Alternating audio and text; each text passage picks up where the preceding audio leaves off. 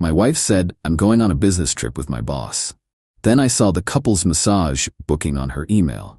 I replied, work hard. Then I called her boss's wife, forwarded the email, and wished her a happy anniversary. The screaming I heard through the phone when she called me back. I, 36 male, work as an urban planner for the city. It's a job about rules, long-term consequences, and seeing how one small change can affect an entire system. It's methodical. I like it. My wife, Alara, 34, is the opposite. She's all flash and momentum. She works in high-end commercial real estate development. We've been married for 7 years. It's been stable. Until about 6 months ago, when she got this new job with a shark-like developer named Alistair, 50-something. Lately, the distance has been palpable. Client dinners that run until 1 a.m., site visits on weekends. Her phone, once left casually on the counter, is now permanently screened down or in her purse. I'm a planner. I see the pattern. Last night she came home buzzing, kissed me on the cheek, which felt like a formality, and poured a huge glass of wine. Babe, massive news, she said. Alistair is taking me to the big coastal developers summit. It's huge, just me and him. If we land this, it's the new high-rise account. It's everything. Wow, I said. Just you and him? Don't be like that, Leo, she snapped, her good mood vanishing. It's work. You know the thing I'm good at? It's 3 days. I leave Thursday. Okay, I said. Just congrats. I felt that cold, familiar knot. I'm not a don't be like that guy. I'm the guy who supports her. But this felt different. This morning she was in the shower getting ready to go to the office before her trip. Our shared family tablet was on the kitchen counter charging. I was just checking the weather. A notification popped up on the lock screen. An email from Serenity Spa and Resort. Subject your booking confirmation. My heart didn't pound. It just stopped. My job is about details. I unlocked the tablet. Her personal email was still logged in. I opened it. It wasn't just a spa booking. It was an itinerary. Dear Alara, we are thrilled to confirm your reservation for our couples retreat package. It listed the services: 90-minute aromatherapy deep tissue, private grotto soak, champagne and strawberries. And the guests, booked for Alistair and Alara. The blood drained from my face. I scrolled down. The date, Thursday, the day she leaves. I felt sick. But the planner in me took over. I needed more data. Alistair is a local big shot. His wife, Rowena, is a socialite, on the board of every local charity. Her social media is public. It took me 30 seconds to find her Instagram. I scrolled back. Posts about fundraisers, new shoes, her awful little dogs. And then exactly 1 year ago, a post. Happy 20th anniversary to my rock, Alistair. He's whisking me away. I'm the luckiest woman alive. Can't wait for 21.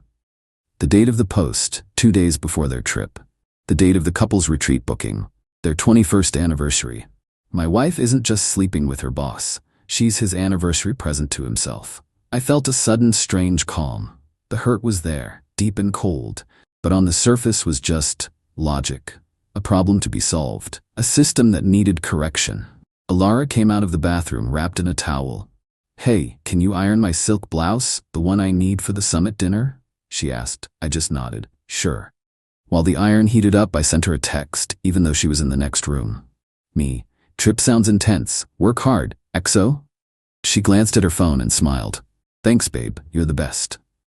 9:15 a.m. Alara left for the office. I found the website for Rowena's main charity. Her contact info was right there on the board members page. An assistant's email and her direct line. I forwarded the Serenity Spa email confirmation to my own account. Then I forwarded it to Rowena. Subject, happy anniversary. Rowena, this is Leo, Alara's husband. I believe our spouses are collaborating on a special project for your anniversary. You should see this confirmation. I believe it's for this Thursday. All the best, Leo. I hit send. 9:30 a.m. I called the best, most ruthless divorce lawyer in the city, the one who handled my colleague's nightmare separation. Hello, I need to book an emergency consultation. Today, my wife is having an affair with her boss and I just sent the proof to his wife. A pause. Mr. Leo, can you be here at 11 a.m.? 10. My phone rang. An unknown number. I let it ring. A minute later, my actual phone rang. Alara. I answered. I put it on speaker. It wasn't her voice I heard first. It was screaming. A woman's voice, pure operatic rage. I will ruin you. I will end you, Alistair. You're done. Then Alara's voice high-pitched and panicked. Leo, what did you do? What did you do? Hi, Alara, what's wrong? Sounds busy. Rowena is here. Alistair is. What did you send her? My job. Leo, why? I just wished her a happy anniversary, I said, my voice perfectly level. Isn't that what you're supposed to do? You two were getting a couple's massage for it. I heard a sound, a gasp, then a sob. You bastard, you spied on me. Your itinerary popped up on the tablet, Alara. You booked an anniversary getaway with another woman's husband. I just forwarded the mail. The screaming in the background got closer. I heard Rowena, clear as day. Get her out. Get her out of my building. Leo, please. You have to fix this. Call her. Tell her it was a mix-up. A team building. Leo, I'm going to be fired. That sounds like a natural consequence, Alara. You've ruined my life. No, I said, grabbing my keys to go see the lawyer. You did. I just sent the receipts. Goodbye. I hung up. The apartment was quiet. I took a deep breath. My hands were shaking. Not from fear, from clarity. The system was in motion. Update 1, it's been 2 weeks. Hell is a word. Nuclear is another. I've been staying at my brother's place since the call, but I had to go back to the house today to meet my lawyer. And unfortunately, Alara was there. The trip was, of course, instantly cancelled. Alara was, as predicted, fired. Or as her termination letter apparently put it, her position was eliminated, effective immediately, due to corporate restructuring. I guess Rowena is on the company's board, family money, of course, and that restructuring was swift. Alistair was also fired, canned, booted, pursuing other opportunities. Rowena, I hear, is divorcing him and has already had his assets frozen. She does not play. But my problem isn't Rowena, it's Alara. I went to the house with my lawyer, as agreed, to assess the property. We've been married 7 years. The house is mine. I bought it 5 years before we even met. It's a premarital asset. My name is the only one on the deed. I thought this would be simple. I was wrong. We walked in, and she was sitting on the sofa surrounded by packing tape and empty wine bottles. She looked terrible. But the moment she saw me, her eyes went from dead to pure venom. There he is, she's standing up. The man. The little spy who ruined my life. Alara, I said, tired. We're here with my lawyer, Mr. Graves, to discuss the path forward. The path forward? She laughed. A high, ugly sound. The path forward is you fixing this, Leo. You think you can just blow up my entire career, my life, and just walk away? Alara, you had an affair on his wife's anniversary. What did you think? I thought you were my husband, she shrieked. I thought you were supposed to support me. This was a mistake. A stupid mistake. Alistair, he's powerful. He promised me a partnership. Do you know what that means? We would have been set for life. Set. And you threw it all away for what? Your pathetic little pride? I was speechless. The entitlement. She wasn't sorry she did it. She was sorry she got caught. She was furious that I hadn't let her? You need to leave, Alara, I said. This is my house. You have 24 hours to get your things. This is where her lawyer must have coached her. Her entire demeanor changed. She smiled. A slow, cold, calculating smile. No, I don't think I will. Mr. Graves stepped forward. Miss Alara, the deed is solely in Mr. Leo's name. It is a premarital asset. You have no legal right to stay here. Oh, but I do, she said, tapping her temple. See, I may not be on the deed, but I paid for the entire kitchen and master bath remodel. $120,000 of my money, my inheritance actually. That's my equity. This house is just as much mine as it is his, so I'm not going anywhere until I get my half. Or until a judge makes me. My lawyer and I looked at each other. She was right. She'd used an inheritance she got 3 years ago to fund a massive renovation. That value is now commingled. This just went from a simple eviction to a protracted, ugly, expensive legal battle over occupancy. She knew she had me, so... Path forward? She mocked. The path forward is you paying me, Leo. You either buy me out, or we sell the house and split it. Until then, I'm your roommate. She's dug in. She's in the guest room, but she's here, making my life a living hell. She blasts music. She accidentally leaves the stove on. She forgets to lock the door. It's hostile. And the entitlement has escalated. Her mother, Fiona, called me. Not once. 12 times. Leo, this is Fiona. You have to stop this. You are destroying her. She was trapped, Leo. A man like Alistair, you don't say no to him. She's a victim here. You're supposed to be her protector, and you fed her to the wolves. What kind of man does that? Fiona, she booked a couple's massage, I said for the fourth time. She wasn't trapped, she was packing silk blouses. You are a cold, cold man, she hissed and hung up. So now I'm in a legal stalemate. I can't get her out without a court order, and that takes time. She's in my house, actively hostile, demanding her half of my property.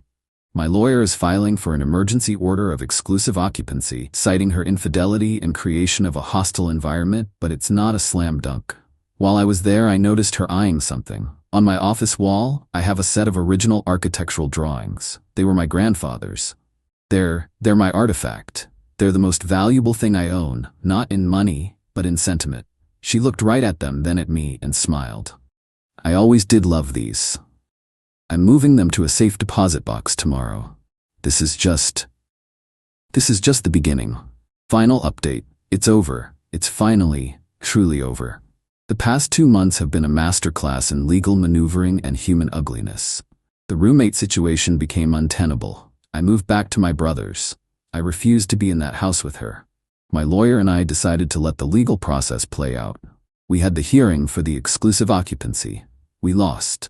The judge, a woman who seemed exhausted by the whole thing, ruled that since Alara had a significant, demonstrable financial stake in the property, the $120,000 remodel, I couldn't just kick her out without a final divorce decree. She was ordered to stay in the guest wing, me and the master, if I chose. But we were legally stuck. Alara was smug. She thought she'd won. She thought she could drag this out for a year, bleed me dry in legal fees, and force a sale of the house. She saw this as weakness. So she escalated. This is where the dirty trick comes in. This is where she overplayed her hand so badly it cost her everything. I had, as promised, moved my grandfather's drawings to a bank vault. I'm not an idiot, but I'd forgotten about something else. In my office, in a flat file cabinet, were my own professional portfolios. Years of my work, renderings, plans, conceptual designs for city projects. Not valuable in a monetary sense, but they were my career. My professional history. I had to go to the house to retrieve them for a job interview. I'm looking at a new position in the private sector, far away from all this. I walked into my office. Alara was at work, or job hunting as she claimed. I opened the flat file. Empty. Every single portfolio. Gone. I felt that same coldness from the day I found the email. I have a small, motion-activated security camera in my office. I installed it after she forgot to lock the front door. I checked the footage from the day before. There she was, clear as day. Alara in a business suit, carefully and methodically emptying my file cabinet, stacking my portfolios and carrying them out to her car. She didn't look angry. She looked efficient. This wasn't an act of passion. This was calculated leverage. She was going to hold my career hostage. I didn't call her. I didn't text. I called my lawyer, Mr. Graves. She did it. She stole my portfolios. I have it on video. I heard him take a sharp breath. Leo, send me that file. Now, do not engage with her. At all. The revenge, it was beautiful. And it wasn't even my idea, it was his. What Alara didn't know is that theft of property during divorce proceedings is not just bad faith. It's criminal contempt of court. And in our state, trade secrets or professional works are valued very highly. Mr. Graves filed an emergency motion. Not just for occupancy, for contempt and theft. We were in front of the same judge 48 hours later. Alara was there with her lawyer, looking confused. She clearly thought this was about something boring, like discovery. The judge, Mr. Graves, this is an unscheduled motion. This had better be good. It is, Your Honor, Graves said, his voice like ice. 2 days ago, the defendant, in clear violation of the automatic temporary restraining orders that prevent the removal or hiding of assets, entered my client's private office and stole his professional portfolios containing his entire career's worth of work. We have a video. He played it on the courtroom monitor, the entire 10-minute clip, Alara methodically, calmly stealing. Alara's lawyer looked at her. His face went white. I heard him whisper, "What did you do?" Alara was staring at the screen, her mouth open. The judge was livid. She took off her glasses. "Miss Alara," she said, her voice dangerously quiet. "You came into my courtroom 2 weeks ago claiming you were a victim, claiming you needed the protection of this court to keep your home. And then, you did this? You committed theft of your husband's professional property? It was just, I was just moving them for safekeeping, Alara stammered. Safekeeping? In your car? The judge roared. You lied to my face. This is an act of breathtaking bad faith. This is criminal. The consequences. Oh, they were so sweet. The judge reversed her previous ruling on the spot. Motion for exclusive occupancy is granted, effective immediately. Miss Alara, you will vacate the premises by 5 p.m. today. You are to be escorted by a sheriff's deputy to retrieve your personal clothing and only your personal clothing and the stolen property, which you will return to Mr. Leo now. The theft. Alara was found in criminal contempt. She was fined $10,000. The divorce. The judge was so incensed by Alara's bad faith actions that it poisoned the entire case. Alara's claim for spousal support? Denied. Completely. The judge ruled that her attempt to financially sabotage her husband proved she was not arguing in good faith. The equity. This is the best part. Her $120,000 in the kitchen was still her equity. That's law. But the judge ordered that her $10,000 contempt fine and 100% of my legal fees from the date of the theft onward were to be paid directly from her share of the equity. The final tally. The divorce was finalized last week. Alistair and Rowena heard the grapevine. Their divorce is final. Rowena, who sits on the board, tore his reputation to shreds. He's unemployable in this city. He lost his houses, his cars, everything. Alara, she got her check. The $120,000 equity, minus the $10,000 fine, minus $35,000 for my legal fees. Mr. Graves is not cheap. She walked away with $75,000, no job, no house, no spousal support, and a contempt of court on her record. She's living with her mother, Fiona? I'm told it's tense. I'm out $75,000, which stings. But it's just money. I have my house. It's quiet. I have my portfolios back. I have my grandfather's drawings, which I just hung back on my office wall. I didn't have to ruin her career. Rowena did that. I didn't have to destroy her finances. The judge did that. I didn't have to prove she was a liar. She did that on camera. She thought she was a shark, but she was just a parasite. She tried to hold my life hostage for leverage. All I did was send one email, and then I let the system she disdained so much just work. It was, as I told my lawyer, a logical consequence.